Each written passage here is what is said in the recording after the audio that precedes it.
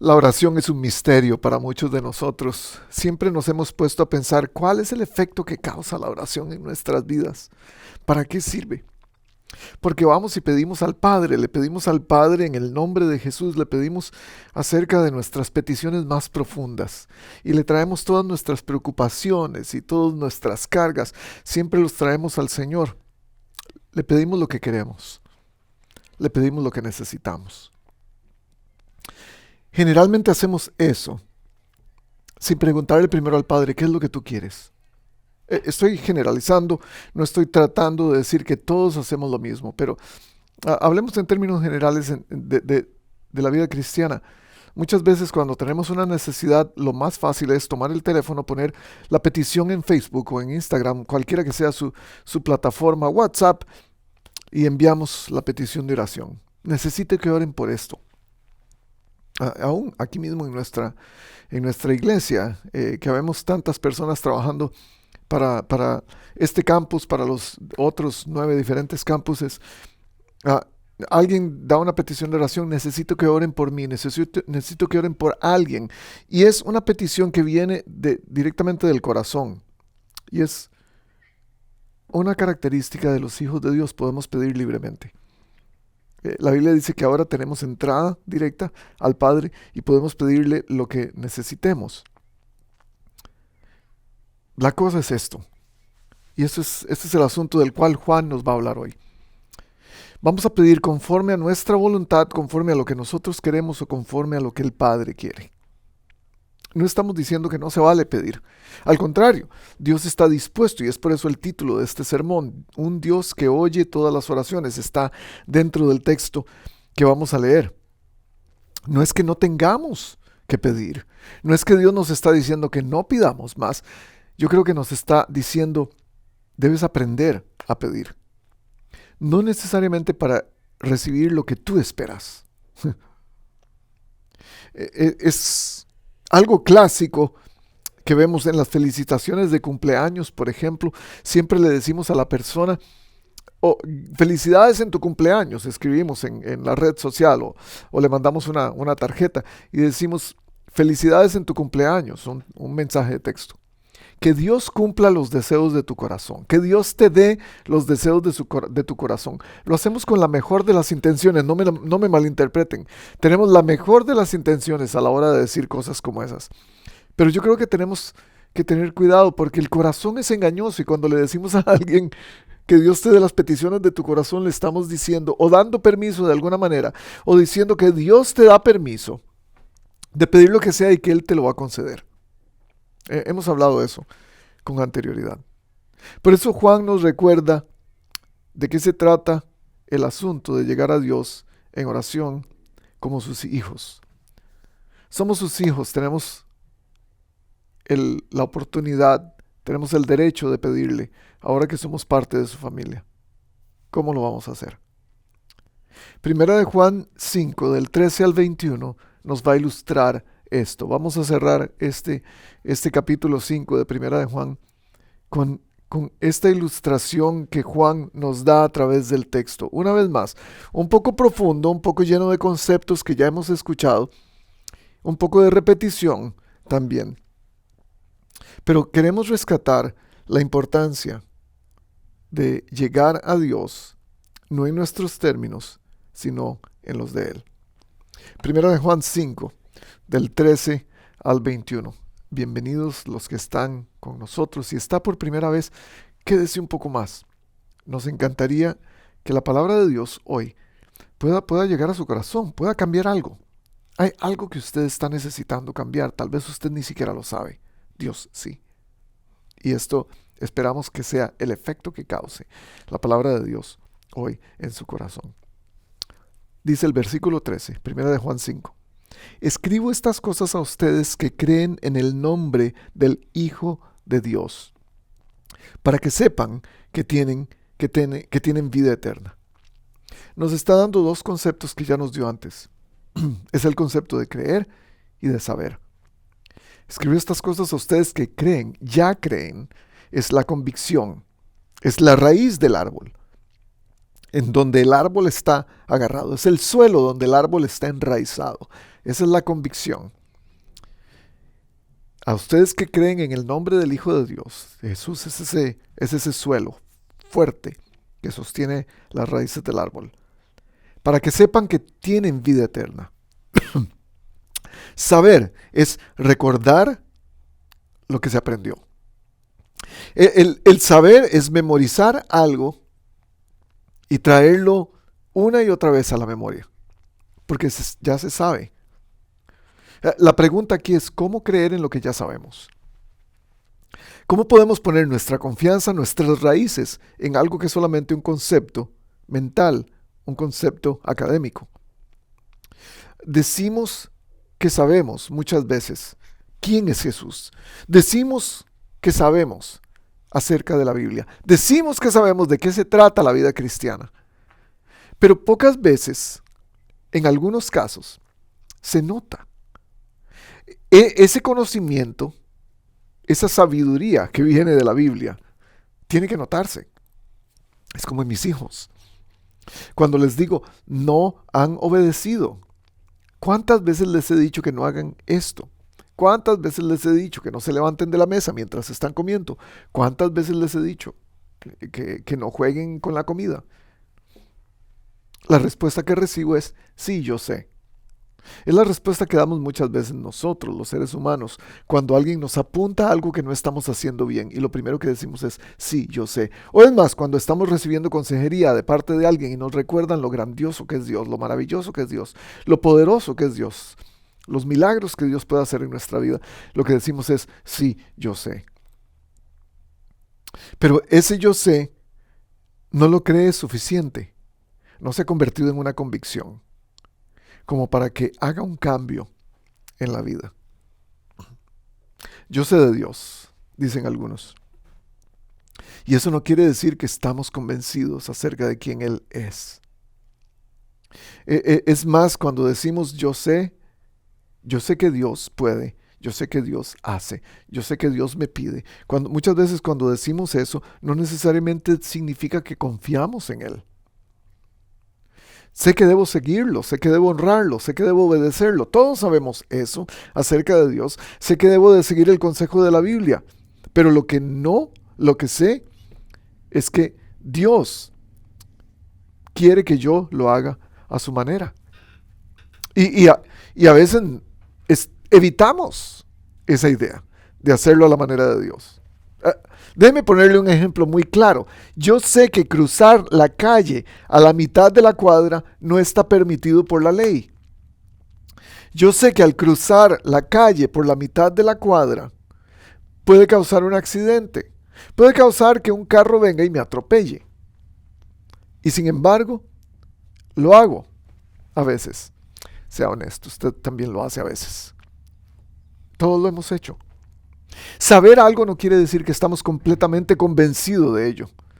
Saber algo no quiere decir que estamos 100% teniéndolo como una convicción fuerte, firme de nuestra vida. Juan escribe a los que ya han dicho que tienen una convicción. Juan escribe a los que dicen que Jesús se ha convertido en el suelo que sostiene sus raíces. ¿Y para qué les escribe? Juan les está diciendo que les está escribiendo para recordarles lo que ya saben.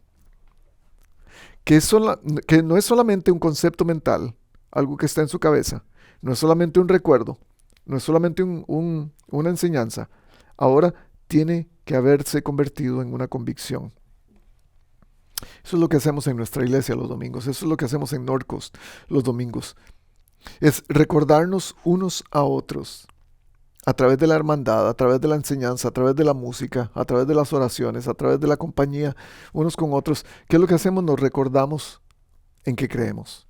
La semana pasada hablamos acerca de lo que creemos, de las convicciones profundas para creer que Jesús es el Hijo de Dios. Y leí al final del sermón el credo de Nicea, que debería ser la convicción compartida del pueblo cristiano sobre qué es lo que creen acerca de Jesús. Eso es lo que nos recordamos cada semana. Tal vez no diciendo credos, pero sí creyendo profundamente y experimentándolo en la compañía los unos de los otros. Para eso sirven los grupos de vida. Eso es lo que hacen los grupos de vida que comienzan ya pronto. Y si usted no se ha animado a inscribirse en un grupo de vida, lo animo a que lo haga, porque es allí donde nos recordamos unos a otros, donde este primer versículo de Juan toma sentido. Les escribo a ustedes los que ya creen, les escribo a ustedes para que sepan que hay vida eterna en Jesús. Es lo que nos recordamos, es la creencia que compartimos unos con otros. Y dice en el versículo 14, esta es la confianza que tenemos al acercarnos a Dios, que si pedimos cualquier cosa conforme a su voluntad, Él nos oye. Secreto de pedir a Dios, conforme a su voluntad. Vamos a envolver este concepto a lo largo del sermón. Y si sabemos que Dios oye todas nuestras oraciones, podemos estar seguros de que ya tenemos lo que hemos pedido. Ahora, controversial lo que está diciendo Juan, porque dice, vengan con confianza, acérquense a Dios con confianza, pidan lo que quieran, pero eso que piden tiene que estar basado en la voluntad de Dios. Si eso que pide está basado en la voluntad de Dios, pueden estar seguros de que ya tienen lo que están pidiendo. Entonces, hablemos sobre los secretos de la oración. ¿Qué les parece? Y vamos a empezar a escribir temprano en nuestro sermón, porque quiero que hablemos acerca de qué se trata la oración, cuáles son los secretos de esta oración de la cual Juan nos está hablando, de esta oración que nos hace acercarnos con confianza a Dios. Porque la oración no se trata simplemente de traer nuestros deseos delante de Dios, de expresarle nuestros deseos a Dios. Aunque se puede, ya lo dijimos, tenemos esa libertad, Juan nos lo dijo, tenemos la confianza de hacerlo. La oración es más bien escuchar los deseos de Dios. Y a través de ellos podríamos tener una mejor comunicación con Él. ¿Qué quiero decir con esto? Si solamente nos acercamos a Dios para hablar, no hay comunicación. Es solamente yo hablando. En español se llama un soliloquio, una persona hablando por sí misma. Las oraciones no solo revelan en ese sentido lo que nos importa, sino que también las oraciones pueden moldear lo que nos importa. Cuando llegamos a Dios solamente para hablar, solamente para decir, le estamos diciendo, yo quiero que escuches lo que es importante para mí. Lo que Dios quiere hacer con la oración es que esa oración nos transforme de tal manera que al venir a Dios a hablarle, tomemos en cuenta primero lo que Él quiere. Y a través de eso podemos pedir lo que nos importa, pero más basado en lo que a Dios le importa. Cuando oramos pedimos lo que nos importa, queremos sanidad, queremos hablarle a Dios de nuestros asuntos, de nuestros problemas, de nuestras situaciones. Pero al orar, en realidad lo que Dios quiere que hagamos es que nos importe los asuntos de Él primero. Que nos preocupe, que nos importe su manera de ver la vida, su manera de hacer la vida. Y ahí está donde está la diferencia. En Lucas capítulo 2, déjenme ilustrar esto con este versículo. En Lucas capítulo 2, Jesús le dice a sus discípulos, cuando llama a 170 para mandarlos a evangelizar, esto es lo que les dice. La cosecha es abundante, pero son pocos los obreros. Por tanto, pidan al Señor de la cosecha que envíe obreros a su campo. Esto es un buen ejemplo de lo que le importa a Dios. Dios quiere obreros para que puedan llevar el reino de los cielos al mundo. Y nosotros deberíamos estar tan ocupados y preocupados, estoy usando la palabra con bastante cuidado aquí, tan ocupados en lo que Dios quiere que está dentro de nuestras oraciones. ¿Qué dice Juan al principio en estos versículos que acabamos de leer? Es esto lo que dice: la oración significa alinearnos con la voluntad de Dios. Es ponernos en la misma línea por donde va la voluntad de Dios. ¿Qué significa esto? Alinearnos con la voluntad de Dios. Yo creo que tiene que ver con varios aspectos de nuestras vidas. La primera cosa, como podemos alinear nuestras vidas, como podemos poner nuestras vidas en el mismo carril, es lo que estoy queriendo decir. Es ir en la misma dirección hacia donde va la voluntad de Dios. La primera cosa que deberíamos tomar en cuenta es nuestras expectativas acerca de Dios. Ese es el primer alineamiento que tenemos que hacer. Porque la oración no solamente cambia lo que pedimos, pero también debería cambiar cómo lo pedimos. Nuestro lenguaje importa, gente. Cuando le hablamos a Dios y cuando llegamos a Dios con nuestras expectativas de qué es lo que queremos, de cuáles son nuestros deseos, el lenguaje que usamos importa. Lo que esperamos importa, nuestras expectativas son importantes. Lo que Juan está diciéndonos con esto es, mis expectativas, lo que yo espero y el lenguaje que uso para expresárselo a Dios, debería reflejar lo que Él quiere, esa es su voluntad. Eso es una actitud de obediencia, una actitud de rendimiento. Si usted es padre de familia, usted sabe de lo que estoy hablando, porque cada vez que sus hijos vienen a pedir algo, usted quiere saber que está en combinación o que va en la misma línea de lo que ustedes les han enseñado a sus hijos. Por ejemplo, papi o mami, quiero una soda, quiero un refresco gaseoso. Y si usted le ha enseñado a sus hijos que es demasiado el azúcar que tiene ese refresco gaseoso, especialmente si es un martes a las 8 de la noche, antes de dormir en un día de escuela, usted le va a decir a sus hijos, pero ¿cómo vienes a pedirme eso? Tú sabes lo que yo te he dicho acerca de los refrescos gaseosos. Esta es la idea de lo que Juan está diciendo acerca de Dios y acerca de nuestras expectativas. Porque claro, queremos el refresco gaseoso, queremos las burbujas en la lengua, queremos el sabor dulce. Pero Dios nos está diciendo, yo ya les he dicho lo que opino acerca de eso. Y usted diría, entonces, ¿para qué orar a un Dios que ya lo sabe todo? Y que ya sabe todas mis necesidades. ¿Para qué le voy a insistir? Esa pregunta presupone que la oración es únicamente para nuestras peticiones. Y es ahí donde está el error. Orar es más que simplemente pedirle a Dios cosas. Porque podemos dar gracias y podemos lamentarnos con la oración. De hecho, la oración debería dejarnos escuchar a Dios. Esa sería una de las expectativas más grandes que deberíamos tener cuando oramos. Escuchar la voz de Dios. Pero la mayor parte del tiempo estamos más enfocados en lo que queremos, no en lo que Dios quiere de nosotros. Y eso nos permite escuchar y conocer los deseos de Dios, saber los deseos de Dios. Juan 14:26 dice Jesús, pero el Consolador, el Espíritu Santo, a quien el Padre enviará en mi nombre, les enseñará todas las cosas y les hará recordar todo lo que he dicho. Jesús dice, el Espíritu Santo les va a recordar todo, les hará saber todas las cosas, les hará saber. Es la misma palabra que está usando Juan aquí en la carta. Les escribo para los que creen, para que sepan. Quizás la próxima vez que ores, tal vez podrías preguntar, Jesús, ¿por qué te gustaría que orara hoy?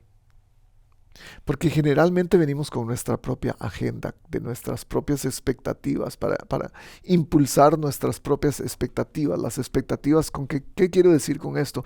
Son nuestros propios deseos, lo que estamos esperando de Dios. De ahí viene la palabra expectante, esperar. Es lo que estamos esperando de Dios. ¿Qué tal si le preguntamos a Dios, ¿qué tienes en mente para mí hoy? ¿Por qué quieres que ore? ¿Qué quieres decirme hoy? Ahora, también podemos estar alineados con la voluntad de Dios en nuestra experiencia de vida.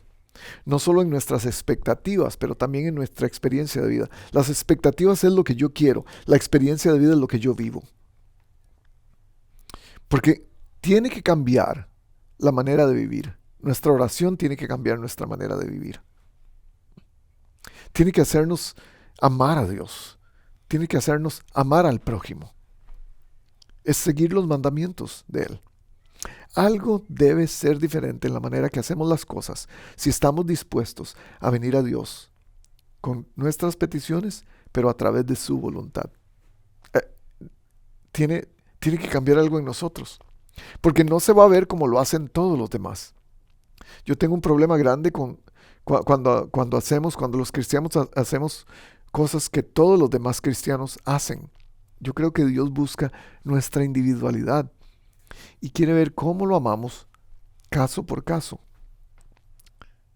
Y esta es la cosa, cuando nuestra experiencia de vida no cambia, quiere decir que hay algo en nosotros que todavía no está dispuesto a ceder.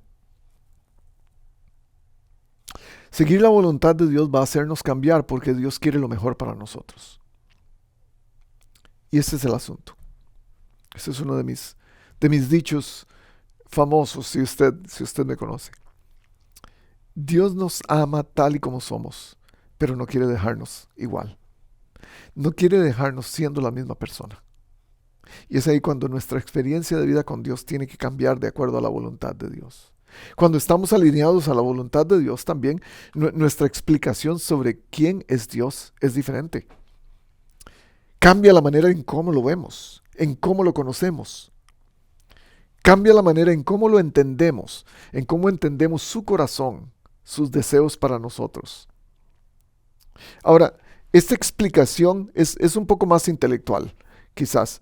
Es el poder decir claramente, y es por eso que dije anteriormente que nuestro lenguaje debería cambiar no solo en la manera como llegamos a Dios para hablar con Él, pero también en la manera como expresamos lo que Dios ha hecho en nosotros en medio de otros grupos.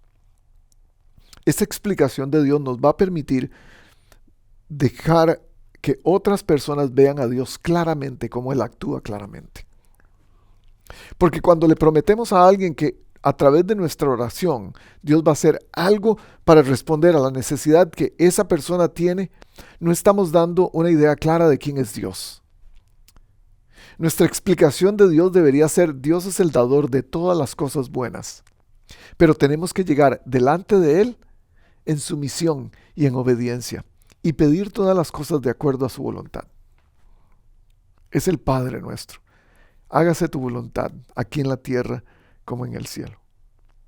Juan sigue diciendo: si alguno ve a su hermano cometer un pecado que no lleva a la muerte, ore por él. Y una vez más, inserta la oración. Y Dios le dará vida. Entonces nos da una nueva idea de la oración. Ahora es, intercesión. Podemos ir y orar por otra persona.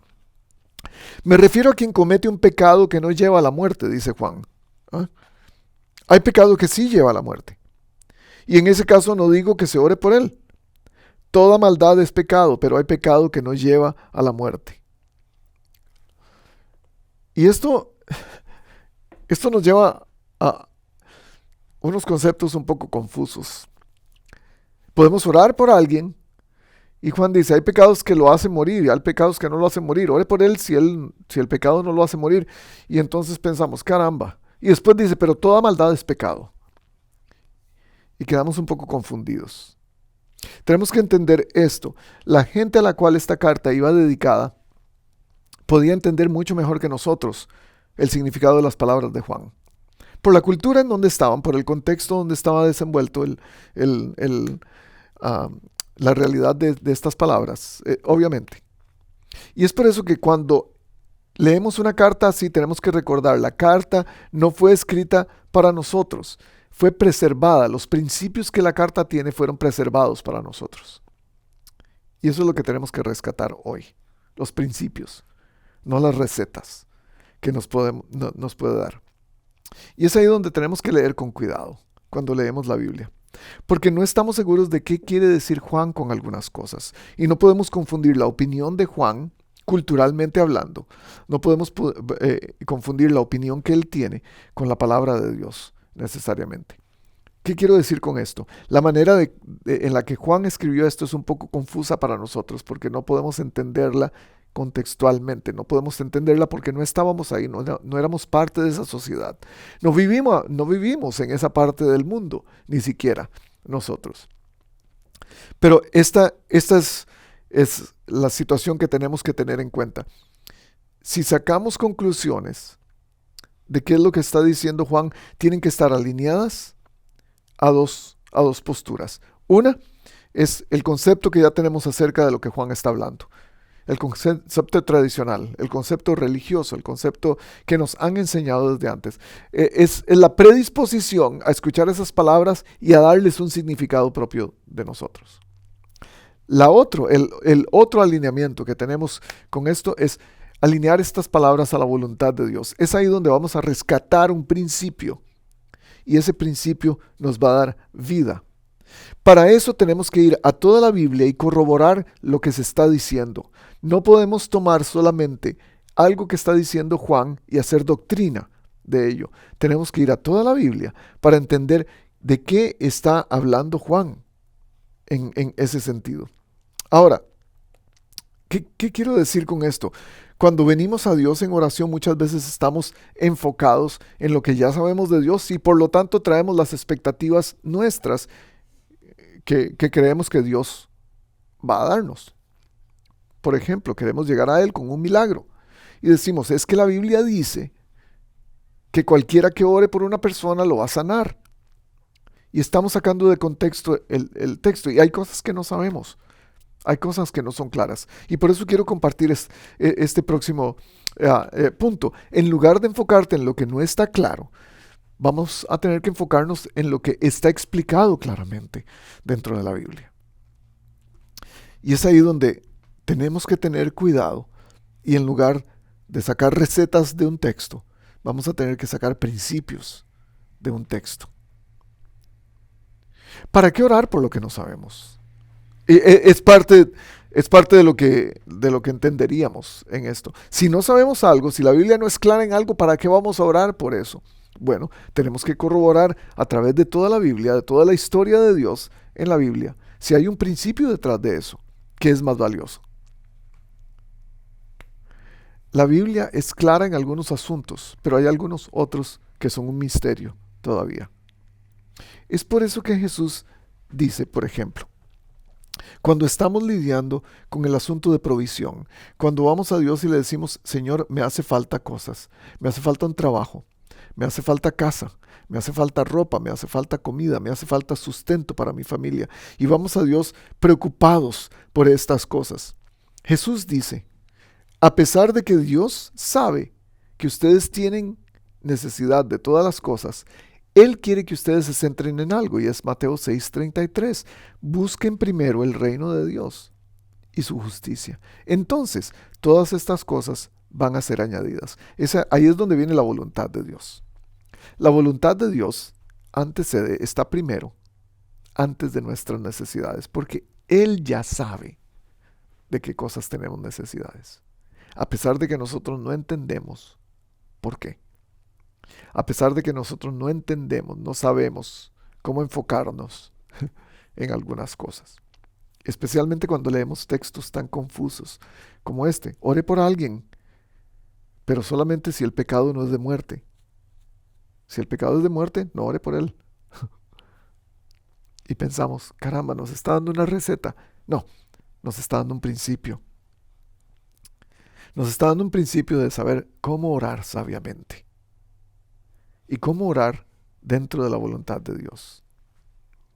Versículo 18 dice, sabemos que el que ha nacido de Dios no practica el pecado.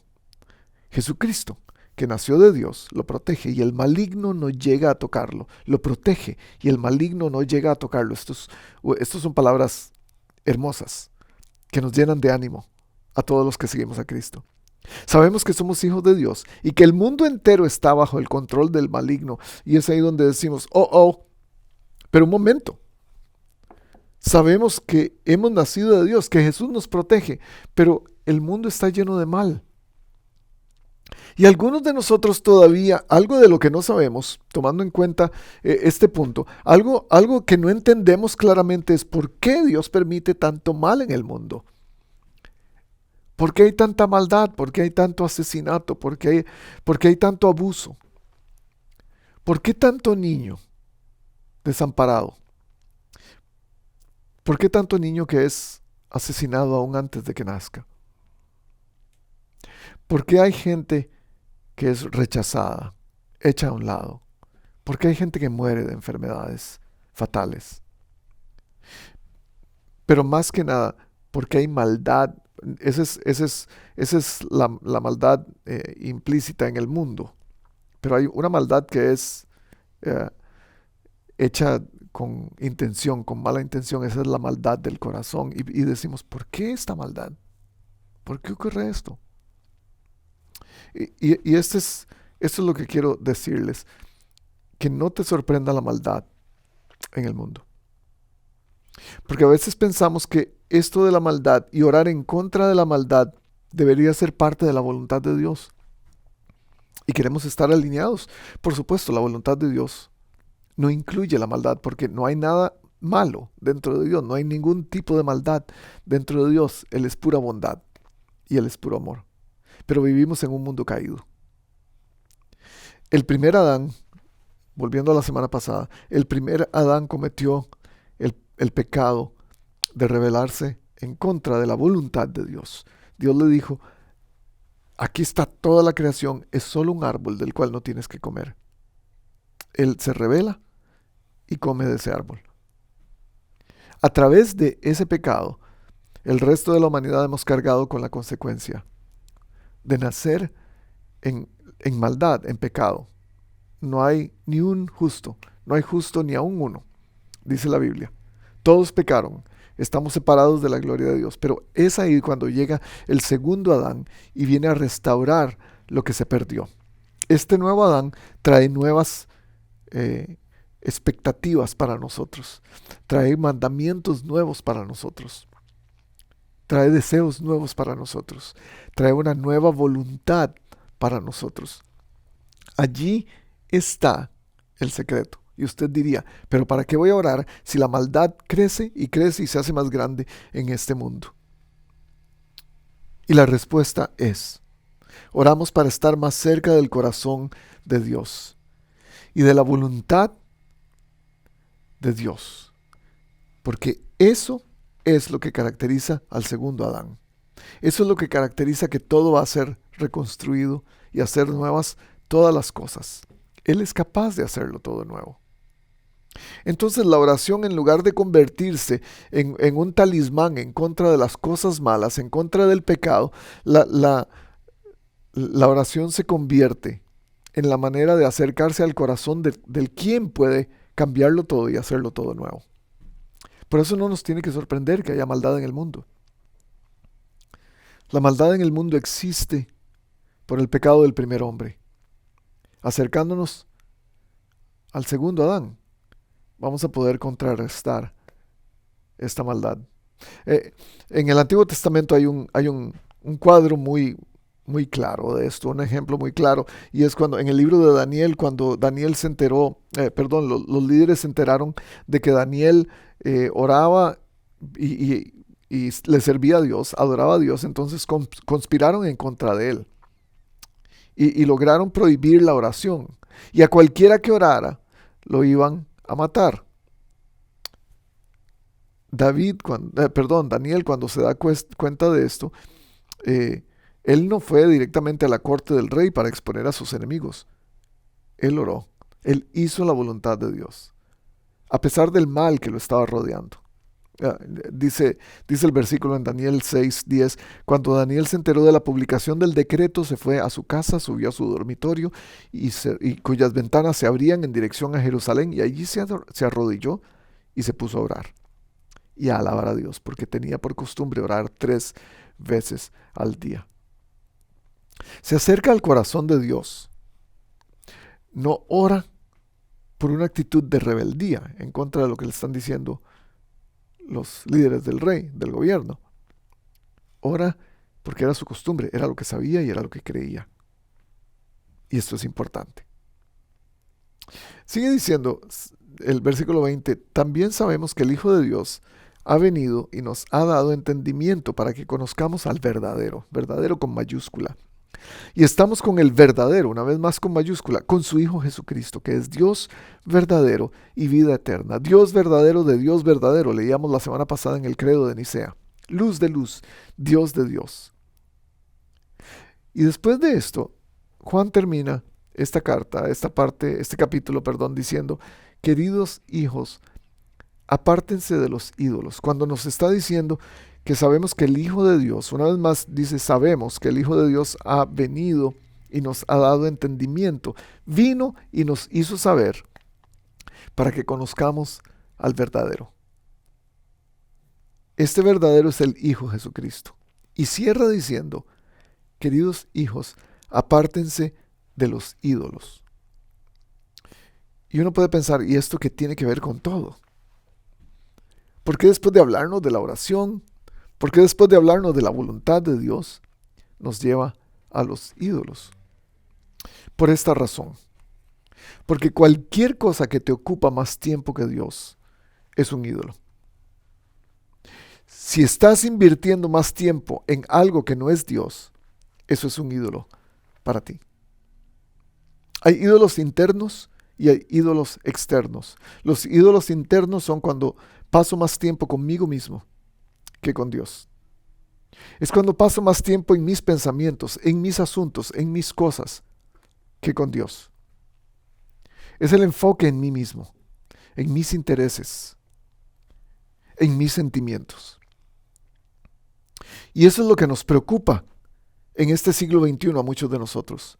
Nuestros negocios, nuestros asuntos, y no necesariamente la voluntad de Dios. Escuché una frase que dice, quien sabe preocuparse, también debería saber adorar. Porque la preocupación es estar haciendo un recuento seguido de las cosas que están en mi mente, de las cosas que me atormentan. Eso es la preocupación. Es ensayar frecuentemente las cosas que quiero, las cosas que deseo, que anhelo o que no tengo todavía. Filipenses 4, 6 y 7 dice esto, no se preocupen por nada. Más bien en toda ocasión con oración y ruego, presenten sus peticiones a Dios y denle gracias. Ahí es donde está la voluntad de Dios. Y oiga, la paz de Dios que sobrepasa todo entendimiento va a guardar sus corazones y sus pensamientos en Cristo Jesús. Esta es la voluntad de Dios, dice Pablo en otro versículo. Esta es la voluntad de Dios, que den gracias en todo. Ese es el ídolo interno, cuando me preocupo por mí mismo y no me estoy preocupando por los intereses de Dios. Pero hay ídolos externos. Es poner más atención en las cosas que podemos ver, cosas materiales. Es tener cosas que tienen una semblanza de Dios para nosotros. Y déjeme decirle, no estoy hablando de figuras o de estatuas o de ídolos como nosotros los entendemos. Porque podemos tener ídolos materiales, cualquier cosa con la que pasemos más tiempo que con Dios, incluido su teléfono, puede convertirse en un ídolo. Hay una gran discusión filosófica afuera en el mundo de hoy, y es de dónde viene Dios. ¿Quién creó al Creador? ¿Quién creó a Dios? Y esa pregunta puede ir hasta atrás, porque ¿quién creó a Dios? ¿Alguien que lo creó? ¿Y quién creó a ese alguien que creó a Dios? Y podemos seguir para atrás preguntando lo mismo. No tiene sentido. Los cristianos, la fe cristiana, creemos que Dios no es un ser creado. Él es un ser eterno. Porque si alguien creó a Dios, si Dios es un ser creado, entonces Él no sería Dios.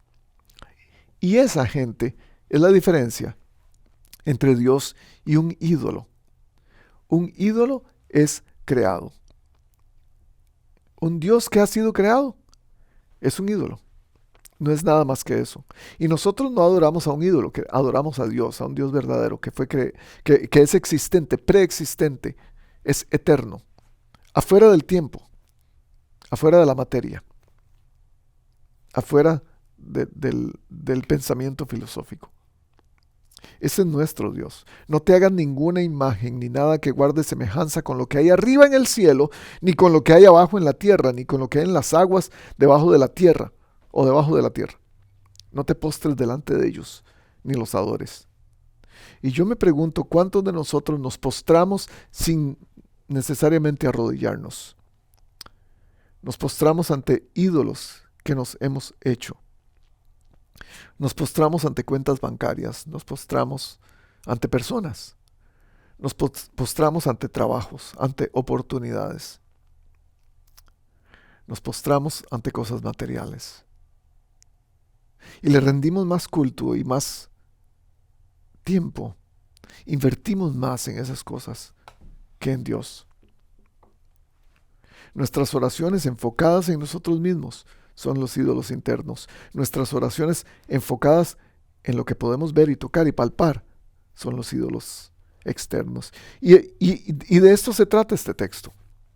¿Cómo me voy a alinear con la voluntad de Dios para poder pedir correctamente, para poder llegar a Dios en oración, para poder comunicarme con Él correctamente, para poder escuchar su voz? ¿Cómo es que me alineo a la voluntad de Dios? Pero primero hablemos de esto.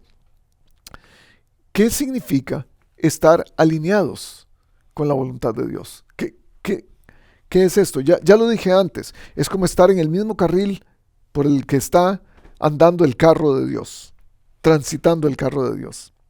Es darnos cuenta también cuando estamos fuera de ese carril. Porque podemos ir hacia donde todo el mundo va. Y decimos, voy bien porque escucho mucha música cristiana, porque voy a una iglesia. Voy bien porque leo la Biblia, porque oro todos los días. Voy bien porque doy ofrendas, porque sirvo en mi iglesia. Voy bien, pero no necesariamente. Hay que tener una conciencia de sí mismo, una conciencia de hacia dónde vamos. ¿Vamos hacia dónde va Dios o vamos hacia dónde van todas las demás personas? Esas son dos cosas muy diferentes. Cuando no damos la talla de lo que Dios quiere de nosotros, cuando creemos que vamos en la misma dirección, pero sin embargo no estamos dando la talla, estoy poniendo como ejemplo a los fariseos, que ellos pensaban que iban en la dirección donde Dios iba, pero en realidad no estaban dando la talla, porque ellos pensaban que tenían que dar la talla. Espero estar dándome a entender.